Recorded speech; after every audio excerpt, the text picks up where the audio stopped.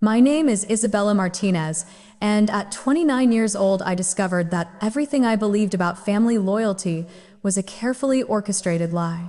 What started as my birthday dinner at an upscale restaurant ended with my parents slapping me with a lawsuit. Not for anything I had done, but for refusing to sign away my inheritance to fund my brother's third failed business venture.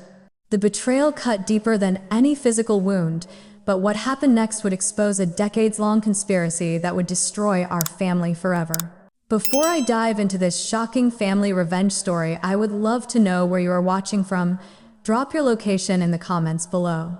If you are ready for a wild ride filled with family, betrayal, unexpected twists, and the sweetest karma you have ever witnessed, make sure to hit that like button and subscribe, because this story will leave you questioning everything you thought you knew about blood being thicker than water. Trust me, you do not want to miss what happens next. The evening of March 15th started like any other birthday celebration. I had chosen Meridian, an elegant steakhouse downtown, expecting a quiet family dinner to mark another year of life. My parents Robert and Patricia Martinez arrived precisely on time, as they always did. My younger brother Marcus showed up 20 minutes late, also typical behavior that our parents consistently excused with their usual "he is just busy with important business matters" routine. The first red flag should have been the manila envelope my father kept fidgeting with throughout dinner. Every time I asked about it, he would deflect with questions about my work at the marketing firm or my recent promotion. My mother, usually chatty and involved, seemed unusually quiet, occasionally exchanging meaningful glances with my father that made my stomach twist with unease. Marcus dominated the conversation, as he always did, detailing his latest entrepreneurial venture, some cryptocurrency investment platform that required substantial startup capital. His previous two businesses, a food truck operation and an online clothing store, had both failed spectacularly, costing our parents nearly $200,000 in loans they had never asked me to help with. This time felt different, though. The desperation in his voice was more pronounced, and the numbers he kept throwing around were significantly larger than his previous ventures. When the dessert arrived, a simple chocolate cake with 29 candles, I expected the usual birthday wishes and maybe a thoughtful gift. Instead, my father slid the manila envelope across the table with the solemnity of someone delivering a death sentence. Inside were legal documents dense with terminology I barely understood, but the gist was clear enough. They wanted me to sign over my inheritance from my grandmother to fund Marcus's new business. My grandmother Elena had left me her estate when she passed 2 years earlier, including her house in the suburbs and a substantial savings account. The total value was approximately $800,000, money I had planned to use for a down payment on my own home and possibly starting my own consulting business. The documents before me would transfer everything to a family trust controlled exclusively by my parents, with no guarantee I would ever see a penny of it again. When I politely declined to sign, explaining that I had my own financial goals and responsibilities, the atmosphere at the table shifted dramatically.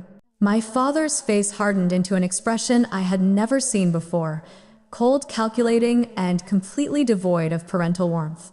My mother stopped pretending to eat her dessert and fixed me with a stare that could have frozen hell itself. Marcus, however, exploded with the kind of entitled rage that had been building for years. He accused me of being selfish, of not caring about family, of thinking I was better than everyone else because I had a stable job and actual savings. His voice rose enough to draw stares from other diners, but he seemed completely oblivious to the scene he was creating. According to him, I owed the family this money because they had supported me through college, conveniently forgetting that I had worked 2 part-time jobs and graduated with honors, while he had dropped out after 2 semesters of partying. The real shock came when my father calmly reached into his jacket and produced another set of documents. These were not requests or family agreements. They were formal legal papers threatening to sue me for unjust enrichment and breach of family contract. Apparently, they had retained a lawyer who specialized in family financial disputes, and they were prepared to argue that my grandmother's inheritance rightfully belonged to the entire family, not just to me. The lawsuit papers accused me of manipulating an elderly woman, of isolating my grandmother from the rest of the family, and of using undue influence to secure the inheritance. Every accusation was not only false but deliberately cruel.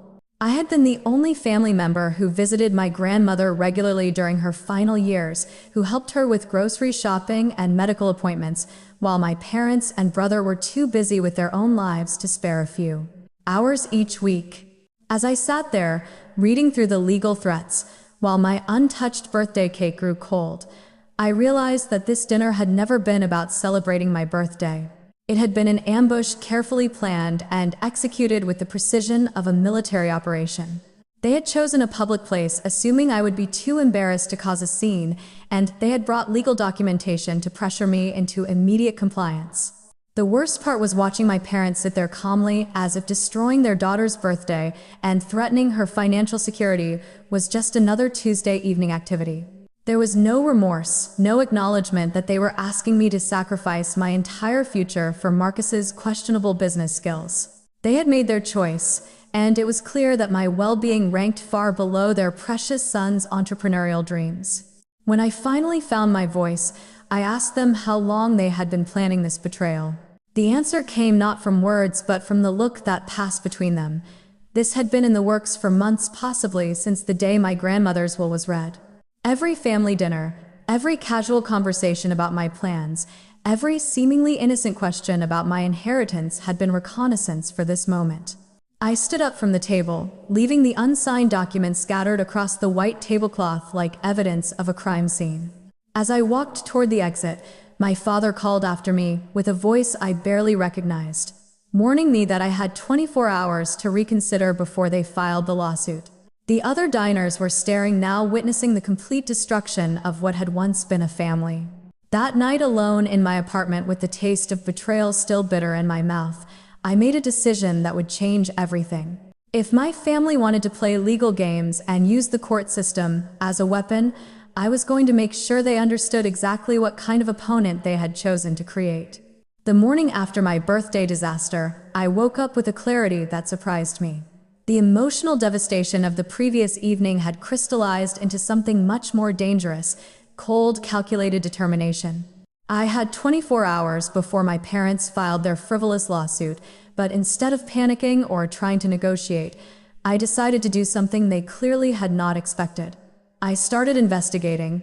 My first call was to Janet Morrison, the estate attorney who had handled my grandmother's will. When I explained the situation, the long pause on her end told me everything I needed to know. After a moment, she asked me to come to her office, immediately emphasizing that there were things about my inheritance that I needed to understand before any legal action commenced. Janet's office smelled like old leather and serious conversations. She pulled out a thick file that I had never seen before, labeled with my grandmother's name and dates spanning nearly 3 years. What she revealed changed everything I thought I knew about my family dynamics and my grandmother's final wishes. Apparently, my grandmother had been aware of my parents' financial pressure tactics for much longer than anyone realized. She had visited Janet's office multiple times during her final year, each time adding more detailed instructions to her will and creating additional legal protections specifically designed to prevent exactly what my parents were now attempting. The most shocking revelation was a series of recorded conversations my grandmother had made with Janet, documenting every instance where my parents or Marcus had pressured her for money. These recordings, legally admissible and crystal clear, painted a picture of financial elder abuse that made my stomach turn. My father had visited her weekly, not out of love, but to discuss her unnecessary expenses and suggest ways she could help the family more effectively. Marcus had been even worse. The recordings captured him screaming at our 80-year-old grandmother about fairness and family obligations, demanding to know why she was hoarding money when he had business opportunities that could benefit everyone. In one particularly disturbing recording, he had threatened to stop bringing his children around if she did not start contributing to his various ventures. But the most devastating evidence was a handwritten letter my grandmother had given to Janet to be opened only if anyone contested her will. In her careful, shaky handwriting, she detailed years of manipulation, emotional blackmail, and outright demands for money from my parents and brother. She had specifically chosen to leave everything to me because I was the only family member who had never asked her for anything who visited, because I loved her company, not because I wanted something from her. The letter also contained information I had never known. My parents had borrowed against their own house to fund Marcus's previous failed businesses, and they were now facing foreclosure. Their desperation was not just about helping Marcus. It was about saving themselves from financial ruin caused by years of enabling his entrepreneurial disasters.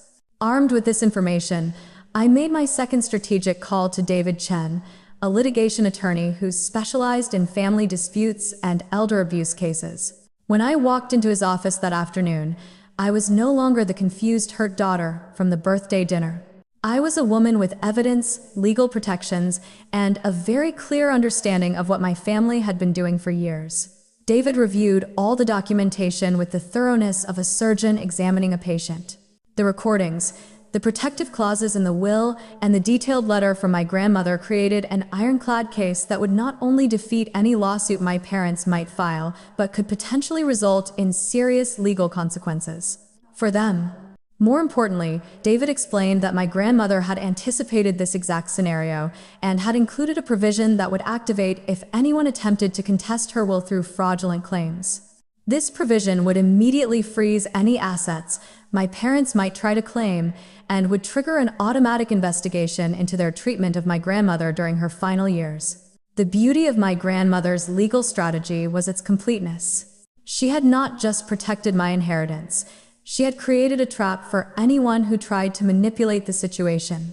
If my parents filed their threatened lawsuit, they would automatically trigger an investigation that would expose years of financial elder abuse, potentially resulting in criminal charges. That evening, I sat in my apartment with all the evidence spread across my dining room table like a battle plan.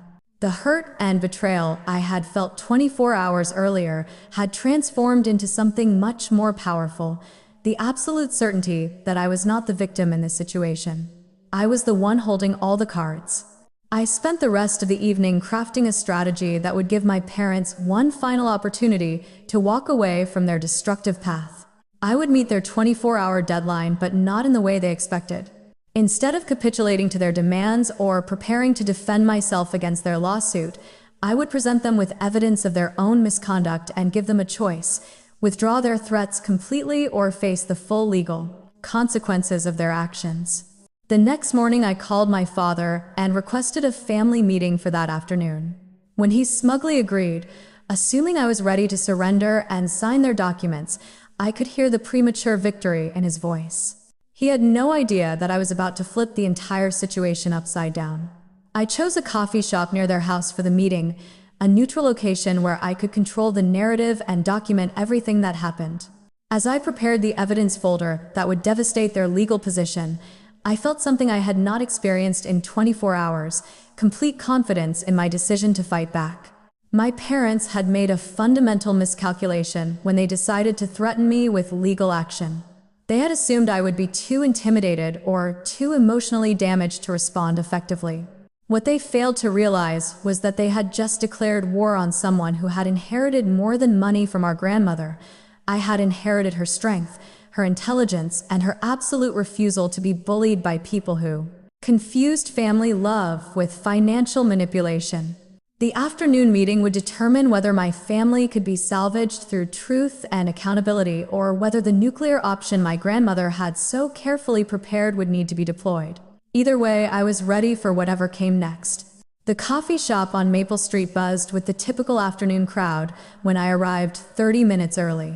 I chose a corner table with clear sightlines to both entrances, positioning myself like someone preparing for a business negotiation rather than a family conversation.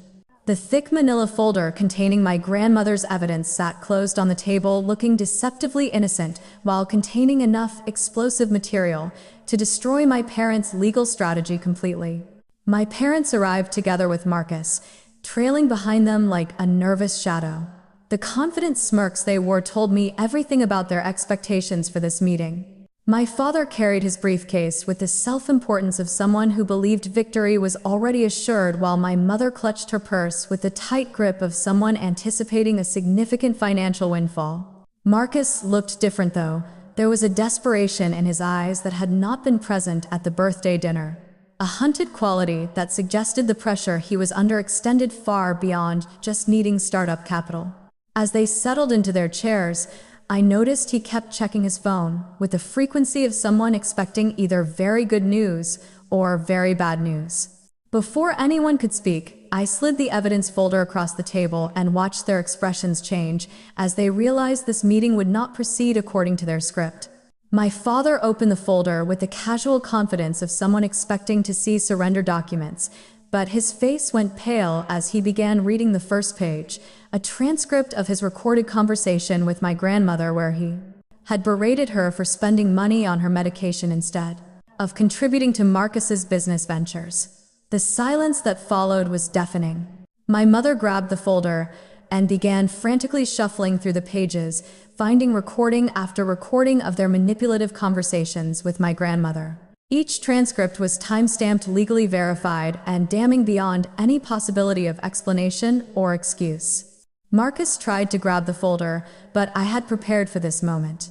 I calmly informed them that everything they were seeing was photocopied evidence, with the original secured with my attorney and additional copies in a safety deposit box. Any attempt to destroy or steal these documents would only add obstruction of justice charges to the elder abuse allegations they were already facing. When my father finally found his voice, he tried the same intimidation tactics that had probably worked on my grandmother for years. He threatened to disown me to ensure I never saw my nieces and nephews again, to destroy my reputation within our extended family and social circles.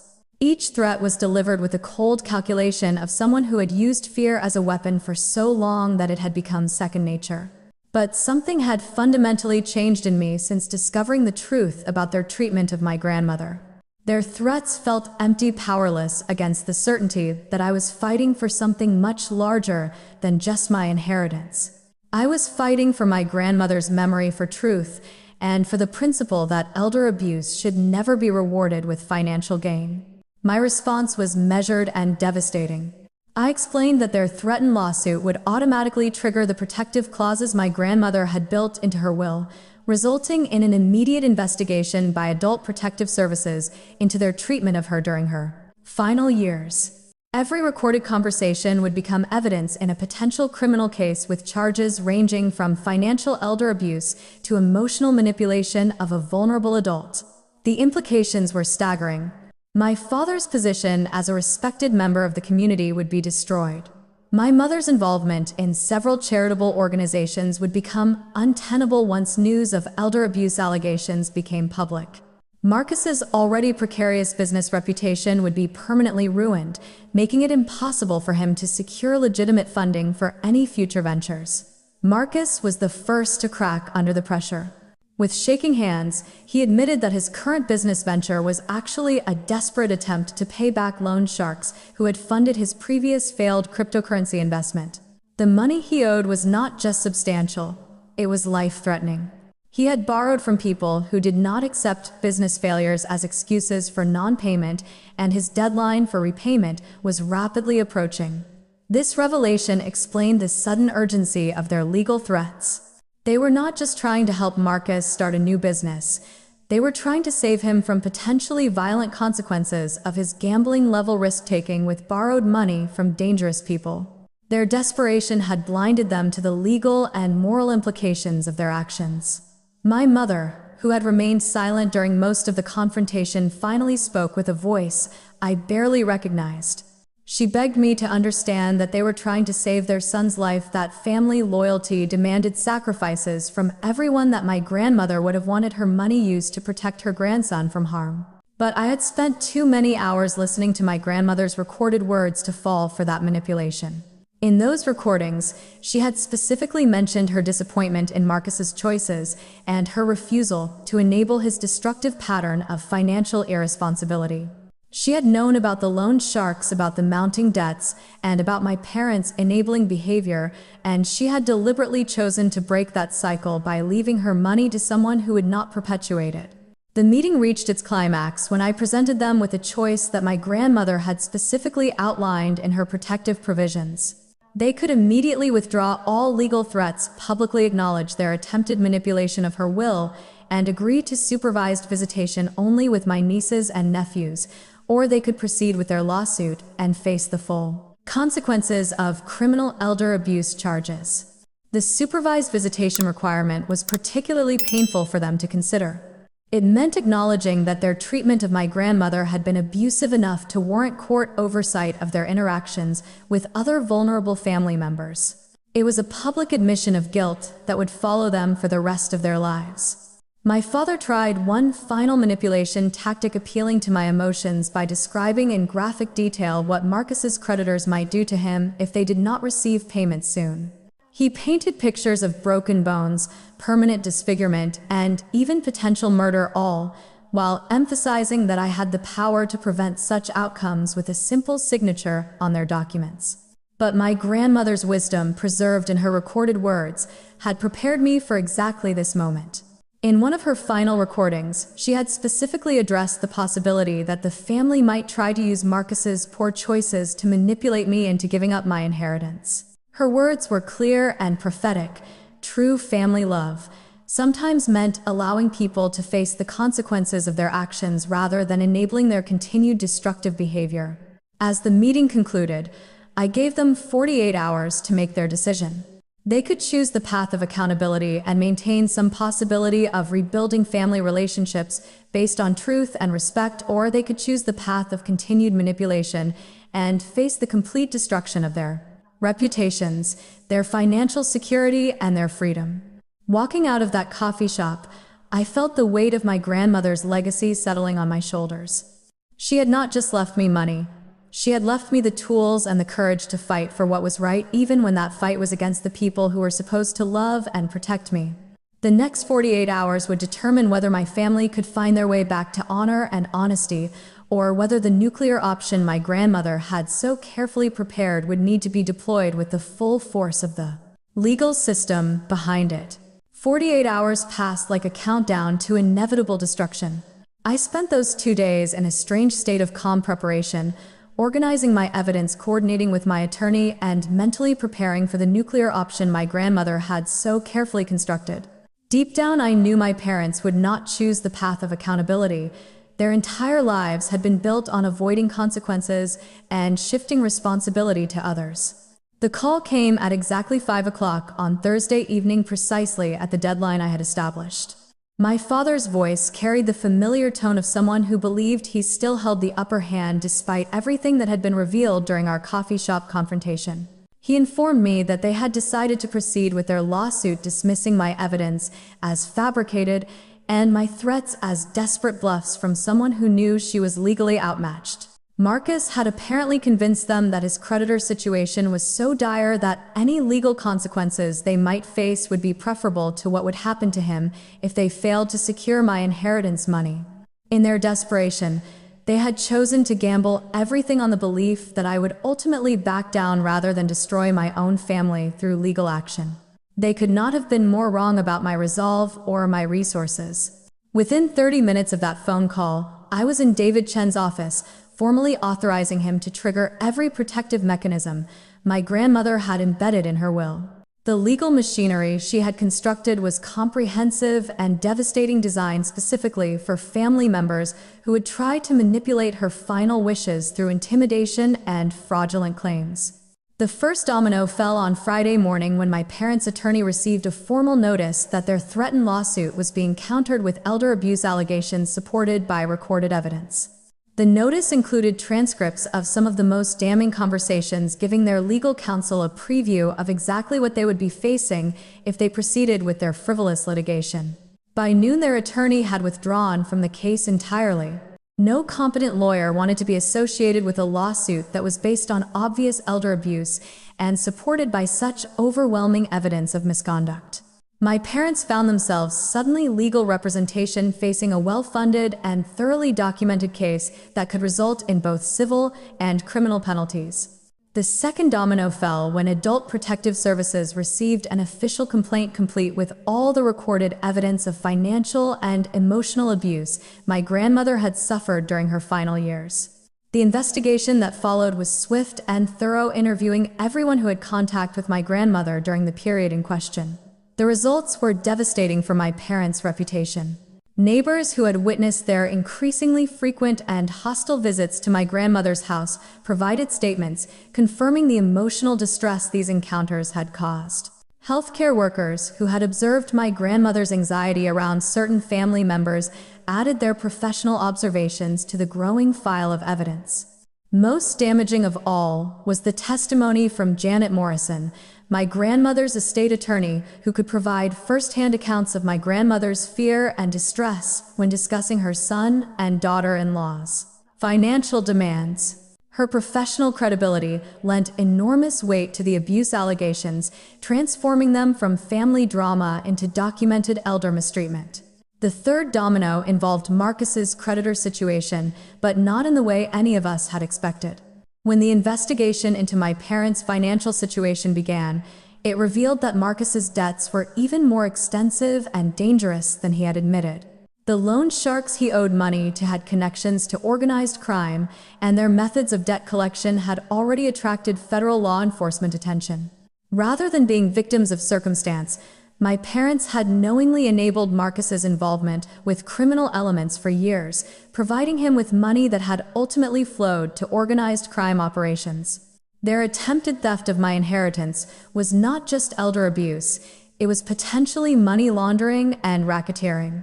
Federal agents arrived at my parents' house on a Tuesday morning, carrying search warrants and asking very pointed questions about the source of funds Marcus had been using for his various business ventures. Every loan, every gift, every family contribution to his failed enterprises suddenly became evidence in a much larger investigation into criminal financial networks. The irony was perfect and devastating.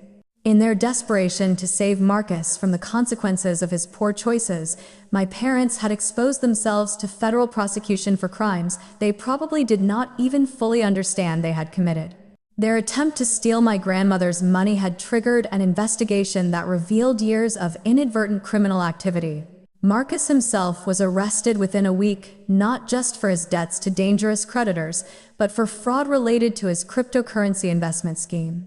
The federal investigation revealed that he had been running a sophisticated Ponzi scheme using new investor money to pay back earlier investors while skimming substantial amounts for his personal use and debt payments.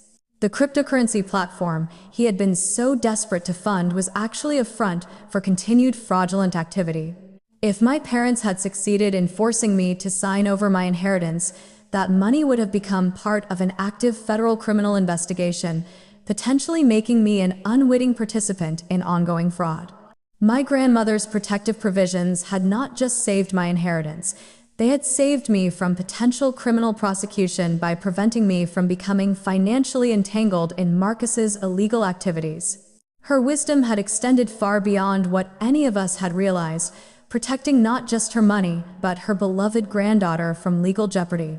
The final domino fell when my parents' house was seized as evidence in the federal investigation. Years of mortgage payments made with money that had originated from criminal sources made their home subject to asset forfeiture. They lost not just their legal case against me, but their home, their savings, and their freedom. Standing in Janet Morrison's office a month later, signing final paperwork that secured my inheritance beyond any future challenge, I felt the weight of my grandmother's love and protection settling around me like armor.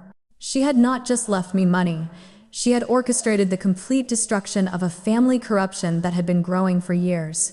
The recorded conversations that had seemed like simple evidence of elder abuse had actually documented a complex web of financial crime and familial manipulation. My grandmother had not been a confused old woman being pressured for money. She had been a sharp, observant witness documenting criminal behavior for future prosecution. Her final gift to me was not just financial security, but the satisfaction of seeing justice served with mathematical precision. Every threat my family had made, every manipulation they had attempted, every law they had broken, had been carefully documented and strategically revealed at exactly the right moment to ensure maximum consequences. As I walked out of that law office, completely vindicated and legally protected, I realized that my grandmother had taught me the most valuable lesson of all. Sometimes the greatest act of love is refusing to enable destruction even when that Refusal costs you everything you thought you knew about. Family. The weeks following the federal arrests felt surreal, like watching a carefully constructed house of cards collapse in slow motion. Every day brought new revelations about the extent of my family's criminal activities, each more shocking than the last. The local news picked up the story when Marcus's cryptocurrency scheme was revealed to have defrauded over 200 investors out of nearly $3 million. My parents, who had spent decades building their reputation as respectable community members, watched helplessly as that carefully crafted image crumbled under the weight of federal charges. The elder abuse allegations had been just the beginning. Financial crimes prosecutors were now examining every transaction they had made for the past 5 years, looking for patterns of money laundering and conspiracy. The most devastating blow came when the investigation revealed that my father had used his position at his accounting firm to help Marcus create fraudulent financial statements for investors. What had started as family favoritism had evolved into professional misconduct that cost my father his career, his professional license, and ultimately his freedom. My mother faced her own reckoning when investigators discovered that she had been actively recruiting investors for Marcus's schemes through her social networks and charitable organizations. Women who had trusted her with their retirement savings found themselves victims of a fraud perpetrated by someone they had considered a friend and community pillar. The ripple effects extended far beyond immediate family. My cousins, aunts, and uncles who had always wondered why my grandmother had left everything to me suddenly understood the wisdom of her choice. Family gatherings became impossible as the criminal charges created clear divisions between those who supported my decision to expose the truth and those who believed I should have protected family secrets regardless of their illegality. My nieces and nephews, innocent victims of their parents' choices, were placed in temporary foster care, while Child Protective Services evaluated whether my parents could provide a stable environment given their criminal charges and financial instability. The supervised visitation requirement I had insisted on suddenly seemed prescient rather than vindictive. The federal seizure of my parents' assets meant they could not afford quality legal representation for the criminal charges they faced.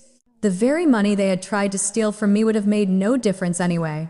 Defense attorneys estimated that adequate representation for all 3 family members would cost well over $500,000, far more than my inheritance could have provided. Marcus's situation deteriorated rapidly once he was in federal custody. The organized crime figures he owed money to were not concerned with his legal troubles. They still expected payment, and his arrest had actually increased the urgency of their collection efforts. Federal prosecutors used this pressure to encourage his cooperation in their broader investigation of the criminal network he had become involved with. His cooperation revealed the true scope of his criminal activities. The failed businesses he had operated were not just poor entrepreneurial decisions, they had been deliberate fronts for money laundering operations. The food truck had been used to clean drug money through fake sales transactions, while the online clothing store had processed payments for illegal gambling operations.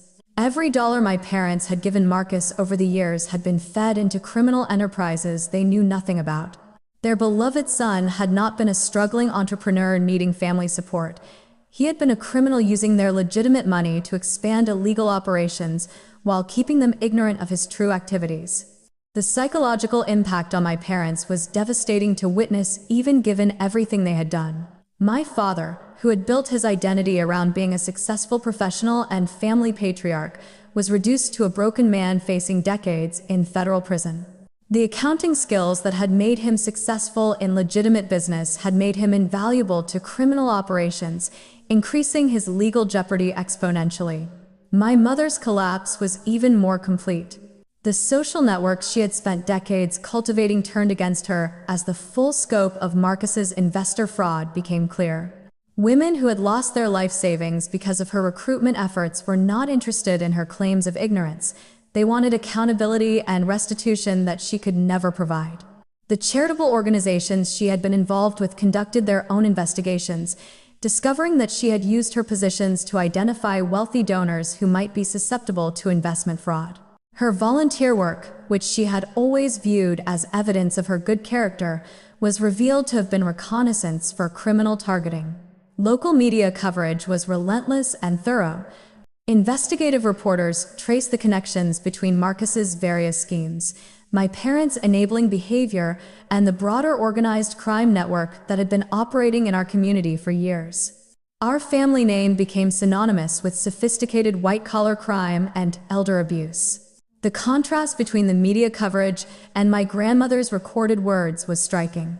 While newspapers described a family destroyed by greed and criminal behavior, her voice on those recordings revealed a woman who had seen this destruction coming and had taken steps to protect the one family member she believed could be saved. Her recordings also revealed her knowledge of Marcus's criminal activities. She had not been a confused victim. She had been a sharp observer who understood exactly what kind of person her grandson had become. Her refusal to give him money had not been stinginess or favoritism. It had been a deliberate decision to avoid funding criminal enterprises. The legal proceedings moved with the efficiency of a well-oiled machine. Federal prosecutors had such overwhelming evidence that plea negotiations began within weeks of the arrests. Marcus faced minimum sentences that would keep him in prison until he was past retirement age, while my parents faced charges that could result in decades of incarceration. As I watched my family's complete legal and social destruction unfold, I felt a complex mixture of vindication and sadness. The justice my grandmother had orchestrated was thorough and appropriate, but it was still the destruction of people I had once loved and respected. The fact that they had brought this destruction on themselves through years of criminal choices did not make it less painful to witness. The most difficult part was realizing how long the criminal activity had been going on without my knowledge. Every family gathering, every holiday celebration, every birthday, dinner had been shadowed by illegal activities that I had been completely unaware of.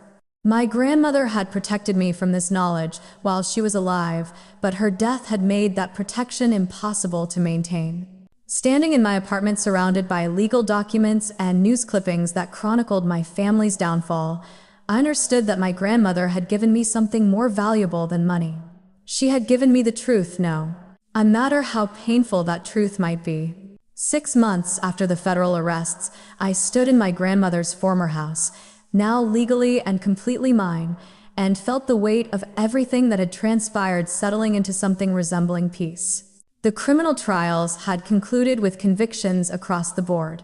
Marcus received 15 years for fraud and money laundering. My parents each got 8 years for conspiracy and elder abuse.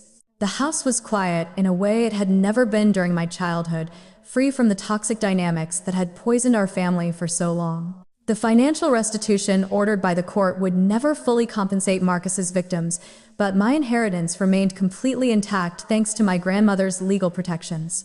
More importantly, the investigation had revealed additional assets that Marcus had hidden in various accounts, money that was being distributed to his defrauded investors. Justice was being served in the most literal sense possible. My relationship with my extended family had evolved in unexpected ways.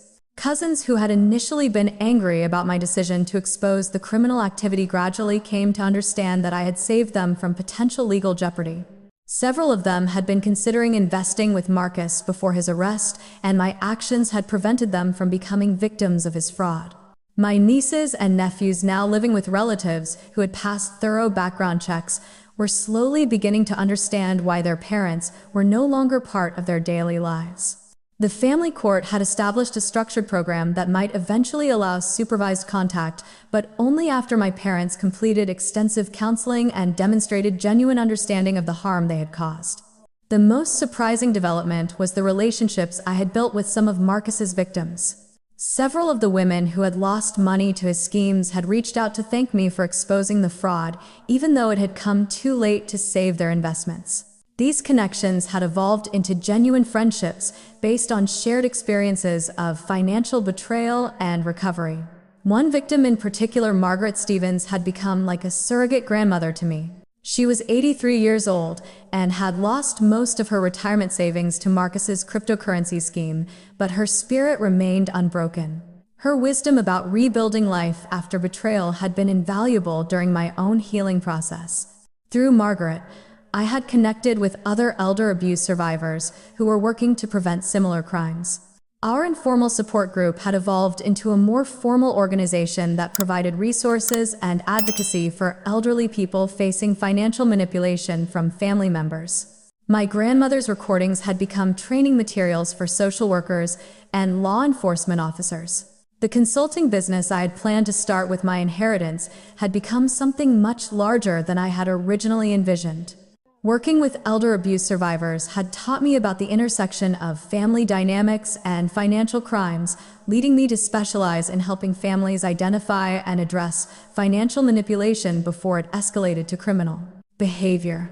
My professional success felt meaningful in ways that my previous marketing job never had. Every family I helped establish healthy financial boundaries, every elderly person I assisted in protecting their assets, every case of early intervention that prevented criminal charges, all of it felt like honoring my grandmother's memory through action rather than just sentiment. The house itself had become a sanctuary for healing rather than a monument to past trauma.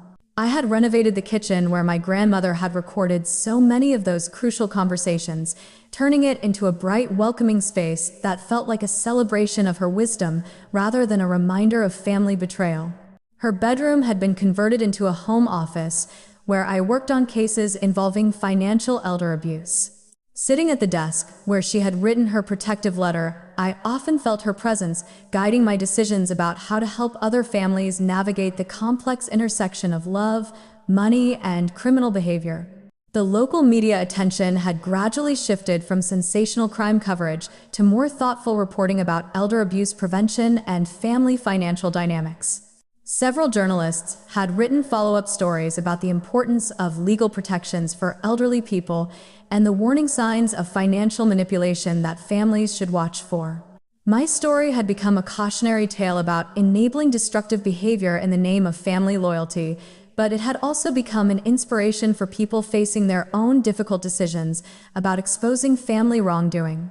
I received letters from people across the country who were dealing with similar situations, seeking advice about how to balance family relationships with legal and ethical responsibilities. The most rewarding aspect of the aftermath was the relationship I had developed with Janet Morrison, my grandmother's estate attorney. She had become both a professional mentor and personal friend, teaching me about the legal strategies that could protect vulnerable elderly people from financial abuse. Together, we had developed educational workshops that were being presented to senior groups throughout the state. Looking back on that devastating birthday dinner that had started this entire journey, I could see how my grandmother had been preparing me for this moment throughout my entire life. Her emphasis on education, financial independence, and personal integrity had not been random values. They had been specific preparations for the day when I would need to stand alone against family pressure and choose truth over convenience. The inheritance she had left me was never really about the money itself. It was about giving me the resources and legal protection necessary to make difficult choices without facing financial ruin. She had known that exposing the truth about our family would cost me relationships, social connections, and emotional security, and she had tried to ensure that it would not also cost me my future.